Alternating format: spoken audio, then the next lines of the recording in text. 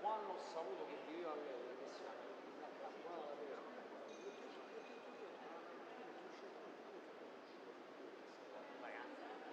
si sono stati anni a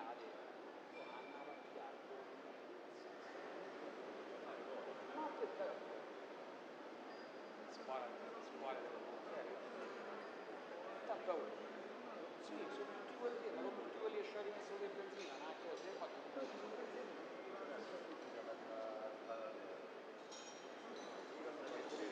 perché qualcuno si vuole, sai, voglio capire, c'è diverso.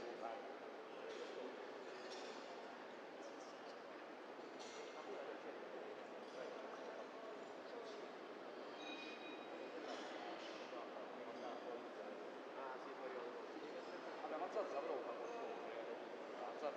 No, però. Non lo so, questa cosa, però devo dire che su queste cose non si fa parlare dietro. Raga, ve lascio le chiavi, chiudete voi. Però io la guido vicino, No, la battuta era perché ci sono stati tutti qui. Stanno gli stand che stanno girando a destra, ma nessuno che si decide a scegliere. questa deve parlare. Ma non c'è parlato, nessuno secondo il gruppo, sarà finito. Però siete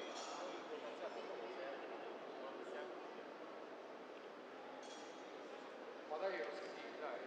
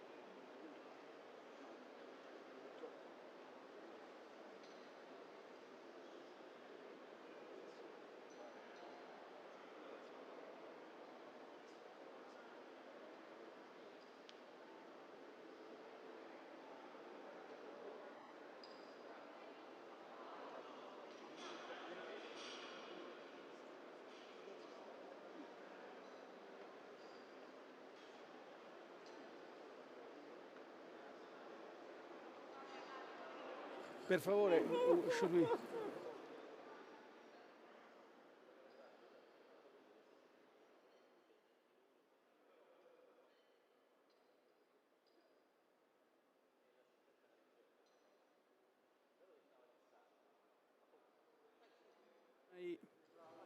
Can you hear me? Yes? Are you okay? We should start. Again, we're a little late. Dear colleagues, small and medium enterprises are the bedrock of many of our countries, including my own. Our economies thrive on the ingenuity and hard work of their employees and entrepreneurs. SMEs create jobs, innovate, pay taxes. We must do all we can to support them and help them grow. The pandemic took a heavy toll on SMEs. They faced a sharp drop in revenues, which led to acute liquidity shortages. Governments and central banks acted quickly to prevent a sharp surge in bankruptcies, and new technologies and digital services helped smaller businesses adapt and survive the crisis. However, the pandemic left many behind, including informal workers, rural dwellers, and smaller businesses. During the pandemic, they struggled to find new customers because of their lower digital literacy. As we recover from this crisis, governments need to help SMEs become more competitive and reap the full benefits of digitalization. Italy's G20 presidency endorses the Global Partnership for Financial Inclusion to promote the use of digital tools and protect the SMEs. Women entrepreneurs were among the hardest hit by the economic downturn. They faced more limited access to loans than men and shouldered a larger share of domestic work at a time of widespread school closures. Italy has put female empowerment at the core of its G20 presidency. There can be no rapid, fair, and sustainable recovery if we forget about half of the world. Together, we've stepped up the G20 commitment to counter to gender inequality in the workforce, promote female leadership, and remove all barriers to women's full participation in our societies and economies. We have promoted women's and girls' study of the so-called STEM subjects and more equal distribution of domestic chores between women and men.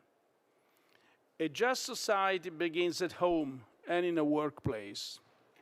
It's now my pleasure to leave the floor to Her Majesty Queen Maxima of the Netherlands, United Nations Secretary General Special Advocate for Inclusive Finance for Development and honorary patron of the G20 Global Partnership for Financial Inclusion. And I thank her once again for having accepted my invitation to participate in this important event. Please, Queen. Thank you, Mr. Draghi. Meeting small and medium-sized entrepreneurs around the world, I'm very often filled with admiration. Their commitment, perseverance, and passion inspire me greatly. We all acknowledge the tremendous contribution that SMEs make to our societies and economies, providing millions of families with an income. We depend on them for more equitable and sustainable growth. They're also the main drivers of innovation. SMEs contribute 2/3 of national income and more than half of employment worldwide. Yet, about half of them do not have access to credit, and their access to markets and infrastructure continues to be a challenge. And these are just the former ones. Unsurprisingly, SMEs are among the worst hit by COVID-19. The effects vary, of course, depending on sector and size, but women-owned SMEs and the smaller and informal enterprises suffered the most. We are united in our efforts to prevent poverty, inequality, and strengthen sustainability. And it's the SMEs that can help us the most in this endeavor. But are we doing enough to support them? Do we consider women's specific needs? Do we provide them with the right tools that enable them to increase their productivity and build back stronger, not only for their sake, but the sake of us all? I could say that more could be done. While we know that SMEs are diverse and should not be treated just as one group, I would like to point out 3 areas of action that apply to all. First, digitization. SMEs lag in the adoption of digital technologies. This results in the loss of opportunities. And this is a challenge for both advanced and developing economies. Experience shows that digitization makes businesses more efficient and help them even to cope with the growing problems of labor shortages in many countries. It also opens up new markets. One of the many inspiring examples I saw was in Indonesia. It's called Gojek. Gojek is a ride-hailing app which uses its digital ecosystem to help small businesses digitize their inventory management, marketing, payments, credits, and sales. Now suddenly, these SMEs are connected to the larger world. Many of them make a leap forward and expand their business beyond their brick-and-mortar presence. Of course, innovations like this require widespread access to digital public goods and the development of digital skills. This brings me to the second area of action, investments in skills and capabilities. Everywhere, entrepreneurs, employees, and the education sector have to adapt to new technologies and market conditions. Matching supply and demand on the labor market is a dire necessity. And it does not stop at schools. Everyone needs to continuously develop and learn. This is easier said than done. Therefore, it is essential that we reflect on the best way to support lifelong development among the workforce. In the Netherlands, we are starting to work towards a lifelong development program. It encourages learning and developing during one's career by providing training, budget, and advice. Of course, this requires investment, but the cost of these measures is a fraction of the added value we can generate.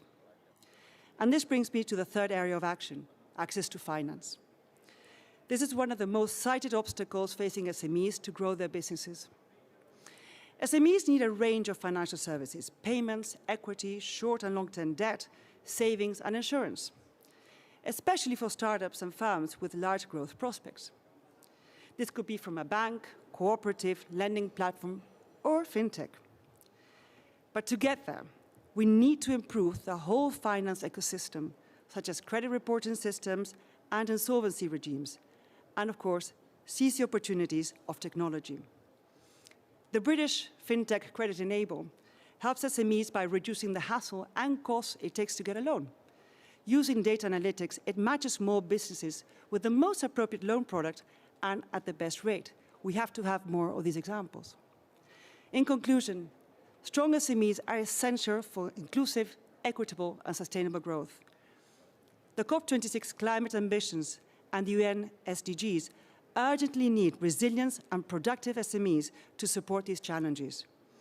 Therefore, we need to boost SMEs' capabilities and prospects. We must help them thrive by embracing digitization, investing in skills, and improving the finance ecosystem. It is more than worth its while. Thank you so much. Thank you. Thank you, Your Highness. And now I give the floor to Chancellor Angela Merkel. Thank you.